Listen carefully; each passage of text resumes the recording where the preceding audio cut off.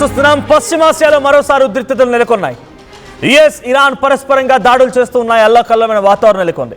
అమెరికాపై Iran ప్రతీకార దాడులకు పాల్పడుతోంది. Gulf దేశాల్లోని అమెరికా బేస్లే టార్గెట్ గా భీకరంగా దాడులు కొనసాగిస్తోంది ఇరాన్. బహ్రెయిన్, కువైట్, ఇక్కడ ఈ రెండు దేశాలకు సంబంధించిన అమెరికా స్థావరాలే ఇప్పుడు టార్గెట్ అయ్యాయి. 85 మిలిటరీ బేస్ల పైన ఇరాన్ మిసైళ్లతో అటాక్ చేసింది. 85 మిలిటరీ బేస్ అంటే అర్థం చేసుకోండి ఏ స్థాయిలో దాడులు కొనసాగుతున్నాయి అనేది. So 85 military air bases, military బేస్లు అంటే కంప్లీట్గా అక్కడ క్యాంపులు ఉంటాయి. అమెరికాకు సంబంధించినటువంటి క్యాంప్స్ ఉంటాయి. సో ఆ క్యాంపులలో ఇప్పుడు అటాక్ జరిగింది.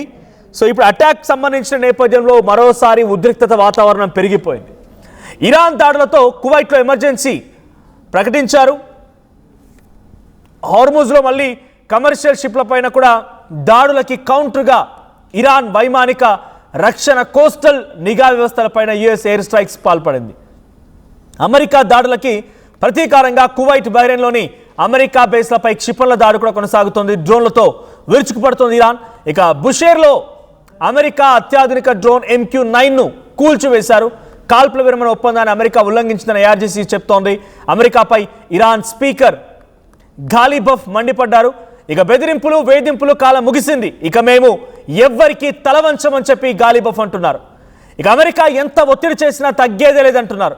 నాటో సమిట్ కోసం తుర్కియా వెళ్ళినటువంటి ట్రంప్ ఇప్పుడు ఈ సమయంలో ఈ దాడులు అక్కడి నుంచి ఆదేశించినట్టు తెలుస్తుంది. ఒకసారి అక్కడ ప్రస్తుత పరిస్థితికి సంబంధించి ఆ విజువల్ చూద్దాం.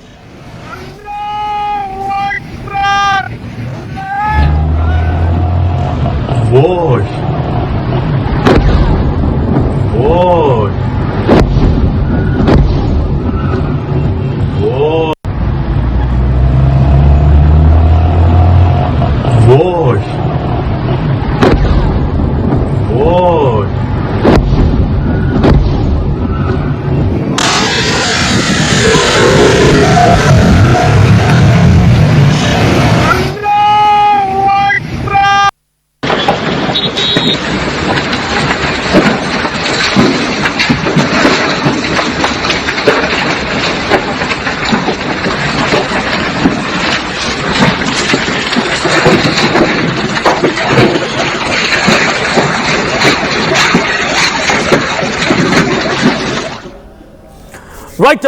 సో కువైట్లో ఎమర్జెన్సీ ప్రకటించారు. బహ్రెయిన్ అండ్ కువైట్ రెండు దేశాలపైన ఇరాన్ చేస్తున్నటువంటి దాడికి కువైట్ మొత్తం ఎమర్జెన్సీ వాతావరణం నెలకొంది. ఒకసారి ఆ ట్వీట్ కూడా చూద్దాం. కువైట్ అఫీషియల్గా ఎమర్జెన్సీ ప్రకటించినటువంటి ఆ ట్వీట్కి సంబంధించి ఒకసారి ఆ ట్వీట్. ఎస్, ఇదే ఆ ట్వీట్. ఈ ట్వీట్లో ఎమర్జెన్సీ ఆ డేంజర్ సింబల్ చూడండి.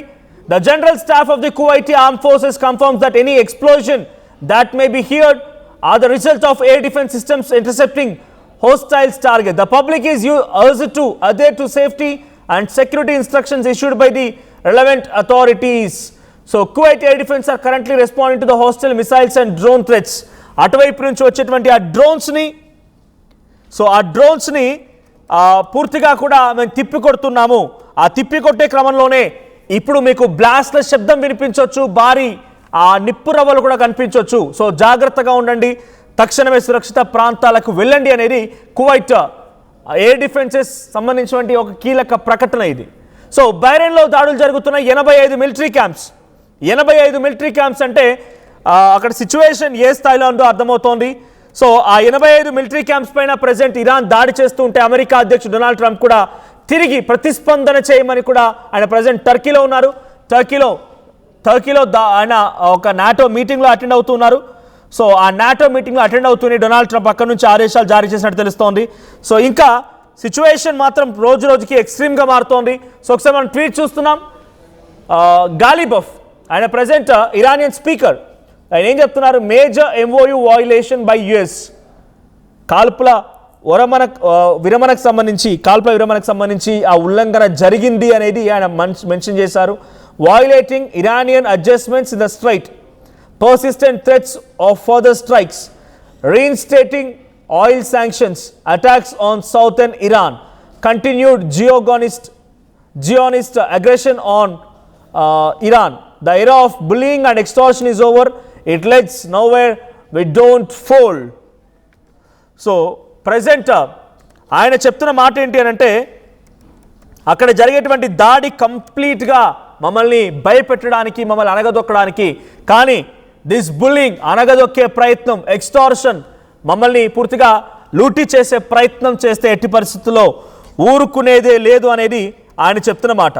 సో ఇరాన్ వైపు నుంచి ఇది స్టేట్మెంట్, అండ్ కువైట్కి సంబంధించినటువంటి ఎమర్జెన్సీ స్టేట్మెంట్ కూడా ఇందాక మీరు ఆర్టీవీలో స్క్రీన్పై చూశారు. But as of now situation మాత్రం ఎక్స్ట్రీమ్గా మారుతోంది. అమెరికా ఇరాన్ మధ్య యుద్ధం ముగిసిందా అనేటువంటి ఆ క్వశ్చన్ మార్క్కి అవసరం లేదు. యుద్ధం ముగియలేదు, కంప్లీట్గా యుద్ధం మళ్ళీ తీవ్రతరం దాలుస్తోంది. ఒకరిపై అటాక్ చేస్తూనే ఉన్నారు.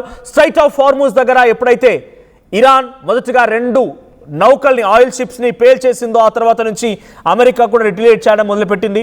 సో 3 నౌకలు ఇరాన్ పేల్చేస్తే అమెరికా డైరెక్ట్గా సుమారుగా టెహరాన్ సమీపంగా ఉన్నటువంటి మిలిటరీ బేసెస్ పైన, ఎయిర్ బేసెస్ పైన, రాడార్ సిస్టమ్స్ పైన, ఎయిర్ డిఫెన్స్ సిస్టమ్స్ పైన అటాక్ చేస్తూ చాలా భయంకరంగా అమెరికా కూడా ఇరాన్ని మరొకసారి అతలాకుతలం చేసింది. సో కోస్టల్ గార్డ్స్ అంటే ఆ సముద్ర తీరానికి స్ట్రైట్ ఆఫ్ హార్మూజ్ ఉన్నటువంటి కోస్టల్ గార్డ్స్ని కూడా, అక్కడి క్యాంప్స్ని కూడా అటాక్ చేసింది. సో ఇప్పుడున్న సిచ్యువేషన్ చూస్తూ ఉంటే ఇంకా ఈ యుద్ధం రోజు రోజుకి మరింత తీవ్రమయ్యే అవకాశం కూడా ఉంది. ఓవైపు ఇరాన్ ఆ స్ట్రైట్ ఆఫ్ హార్మూజ్ని కంట్రోల్ తీసుకునేందుకు ప్రయత్నంలో భాగంగానే అనేక రకాలుగా అక్కడ షిప్స్ని పేల్చివేయడం, తమ మాట వినాలన్నట్టుగా కొంత హుకుం జారీ చేయడం చేస్తూ ఉంటే, అమెరికా దాన్ని తిప్పికొడుతూ అక్కడ ఎయిర్ డిఫెన్స్ సిస్టాన్పై అటాక్ చేసింది. ఇది మరింత ఎక్స్ట్రీమ్గా మారింది. ఎప్పుడైతే అమెరికా ఇరాన్ ఎయిర్ డిఫెన్స్ సిస్టాన్ని అటాక్ చేసిందో, అప్పుడు ఇరాన్ కూడా భయంకరమైనటువంటి దాడులతో కువైట్ మరియు ఖతార్లో బహ్రెయిన్లో ఉన్నటువంటి మిలిటరీ క్యాంప్స్ని, అమెరికా మిలిటరీ క్యాంప్స్ పైన అటాక్ చేయడం మొదలుపెట్టింది. 85 మిలిటరీ క్యాంప్స్, 1 కాదు 2 కాదు, 85 మిలిటరీ క్యాంప్స్ పైన అమెరికా సంబంధించిన మిలిటరీ క్యాంప్స్ పైన ఇరాన్ అటాక్ చేసింది. 85 మిలిటరీ క్యాంప్స్ పై అటాక్ ఒకేసారి జరగడంతో వాళ్ళంతా కొన్నింటి తిప్పికొట్టే ప్రయత్నం చేస్తున్నారు, డ్రోన్లని, మిసైల్ని తిప్పికొడుతున్నారు. ఆయన ఏమాత్రం కూడా ఆ సామర్థ్యం సరిపోవడం లేదు. దీంతో కువైట్లో కొంత ఎమర్జెన్సీ సిచ్యువేషన్ తలపిస్తోంది, అండ్ బెహ్రాన్లో కూడా సిచ్యువేషన్ ఇదే. ఇది రోజు రోజుకు చూస్తుంటే మరింత యుద్ధంగా మారే అవకాశం కూడా ఉంది. అమెరికా అధ్యక్షుడు డొనాల్డ్ ట్రంప్ చెప్పిన మాట ఏంటి అని అంటే, శాంతి కోసం ప్రయత్నిస్తున్నాను, శాంతి నాకు పీస్ కావాల్సింది. అక్కడ ఆ పీసే చాలా ఇంపార్టెంట్ అక్కడ జరిగేటువంటి యుద్ధం కంటే కూడా అన్నట్టుగా అమెరికా అధ్యక్షుడు డొనాల్డ్ ట్రంప్ మాట్లాడుకొచ్చారు. We want only peace, we want restrain peace, శాంతి నెలకొల్పాలని చూస్తూ ఉన్నాం. మేము నిజంగానే తలుచుకుంటే ఇరాన్లో ఉన్నటువంటి విద్యుత్ కేంద్రాలని పూర్తిగా నిలమట్టం చేయగలుగుతాం, అక్కడ రహదారులను నిలమట్టం చేయగలుగుతాం, బ్రిడ్జెస్ని కొలాప్స్ చేయగలుగుతాం. ఇరాన్ని 1 నిమిషంలోనే, చిటికలోనే పూర్తిగా చిత్తు చేయగల సామర్థ్యం మా దగ్గర ఉంది. కానీ మేము అది కోరుకోవడం లేదు. మాకు శాంతి కావాల్సిందే, శాంతి నెలకొల్పడం కోసం ప్రయత్నం చేస్తున్నాం అనేది డొనాల్డ్ ట్రంప్ చెప్పిన మాట. కానీ అంతలోనే మళ్ళీ అటాక్ చేశారైనా, ఆ అటాక్కి తిరిగి ఇప్పుడు ఇరాన్ మళ్ళీ గల్ఫ్ కంట్రీస్ ఉన్నటువంటి కువైట్ అండ్ బహ్రెయిన్ ఉన్నటువంటి అమెరికా మిలిటరీ బేసెస్ పై అటాక్ చేస్తోంది. ఈ అటాక్స్ తీవ్రతరం అవుతున్నాయి, ఇంకా యుద్ధం తీవ్రంగా మారే అవకాశం ఉంది. There is no more ceasefire agreement, అసలు సీజ్ ఫైర్ అగ్రిమెంట్ అనేది లేదన్నట్టుగా ఇరు దేశాలు చెప్తూ ఉన్నాయి. మాపై అటాక్ చేశారన్నట్టుగా 2 దేశాలు కూడా ఒకరిపై ఒకరు బూచిగా నెపన్నెడుతూనే ఉన్నాయి. కానీ యుద్ధం మాత్రం ఆగడం లేదు. సో ఈ సీజ్ ఫైర్ అగ్రిమెంట్ బ్రేక్ అయింది అంటే మరింతగా తీవ్రతరం దాల్చే అవకాశం ఉంది. ఇది ముందుగానే గమనించింది కాబట్టి ఇరాన్ పైన అమెరికా కూడా పలుమార్లు హెచ్చరించింది. మీరు ఎప్పుడైనా ఈ సీజ్ ఫైర్ ఉల్లంఘన జరిపినా, మా మాటలు కాదని మళ్ళీ మాపై వేలెత్తి చూపాలని చూసినా డెఫినెట్గా మీకు అంతకంతకు సమాధానం చెప్తామని చెప్పి చాలా సందర్భాల్లో డొనాల్డ్ ట్రంప్ చెప్పుకొచ్చే ప్రయత్నం చేశారు. ఇప్పుడు అనుకున్నది జరిగింది. అమెరికా సీజ్ ఫైర్ అంటూ మళ్ళీ ఇరాన్ తమపై దాడి చేయడాన్ని చాలా తీవ్రంగా పరిగణిస్తోంది. సో అమెరికా కూడా చాలా తీవ్ర స్థాయిలో రెచ్చిపోతోంది. అమెరికా ఇప్పుడు ఎయిర్ బేసిస్ పై అటాక్తో కూడా మరింత ఆగ్రహానికి గురైపోయి మరోసారి ఇరాన్ని స్థావరాల టార్గెట్గా మరోసారి తమ ఆర్మ్ ఫోర్సెస్ని, సెంట్రల్ కమాండ్ నుంచి రంగంలోకి దించే అవకాశం కూడా ఉంది. చూద్దాం మరి ఏం జరిగిందో. స్ట్రైట్ ఆఫ్ హార్మూజ్ని దక్కించుకోవాలనే ప్రయత్నంలో ఇరాన్ చేస్తున్నటువంటి ప్రయత్నం, ఎలాగైనా సరే తమ మాట వినాలని చెప్పి, మన మాట వినకపోతే అంతు తేలుస్తామని చెప్పే విధంగా డొనాల్డ్ ట్రంప్ చెప్తున్నటువంటి మాట, ఈ వార్నింగ్లు, ఒకరిపై ఒకరు మాటల తూటాలు, ఒకరిపై ఒకరు ఈ ఛాలెంజెస్, లేకపోతే ఇప్పుడు చేస్తున్నటువంటి యుద్ధం ఎటువంటి పరిస్థితి దారితీస్తుందో చూడాలి. But as of now war of weapons మళ్ళీ జరుగుతోంది. ఒకరిపై ఒకరు చాలా తీవ్రంగా దాడి చేసుకునేటువంటి సిచ్యువేషన్ నెలకొంది. సో అయితే ఇక్కడ ఇంట్రెస్టింగ్ థింగ్ ఏంటంటే, అమెరికాకు సంబంధించిన ఒక డ్రోన్ MQ-9ని కూల్చివేశారంట.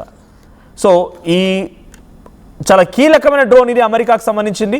సో MQ-9 అనేటువంటి ఈ డ్రోన్ బుషేర్లోని అమెరికా అత్యాధునిక డ్రోన్ MQ-9ని కూల్చివేశారు.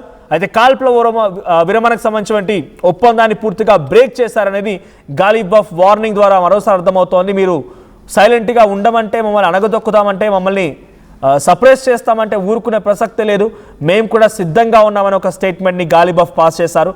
మరి ఇరాన్ ఏ రకంగా ఇంకా దీన్ని ఎదుర్కోబోతోంది, అమెరికా దీన్ని ఏ రకంగా అణగదొక్కబోతోంది చూడాల్సిన అవసరం అయితే ఉంది.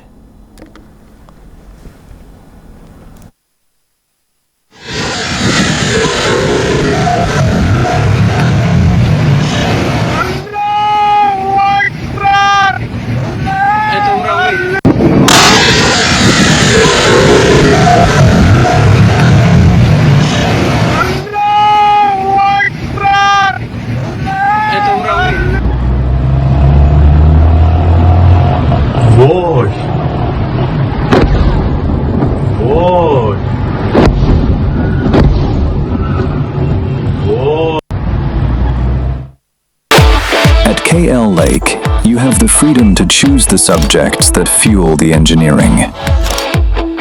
UKL deemed to be university.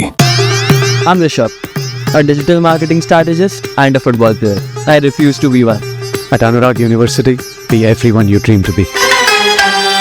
Tournament కి ముందు పెయింట్ ఎలా చేస్తాం,